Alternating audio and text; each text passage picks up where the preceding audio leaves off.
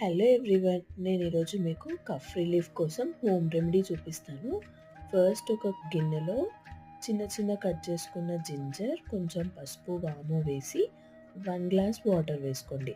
అది half glass అయ్యే వరకు బాయిల్ చేసుకొని, ఇప్పుడు మీరు ఏ కప్తో అయితే తాగాలనుకుంటున్నారో దానిలో ఒక పించ్ ఆఫ్ సాల్ట్ వేసి ఈ వాటర్ని దానిలో వేసుకొని తాగండి. చాలా రిలాక్స్ ఉంటుంది. ఇంకెందుకు లేట్, మీ ఫ్రెండ్స్ అండ్ ఫ్యామిలీతోని షేర్ చేసుకోండి.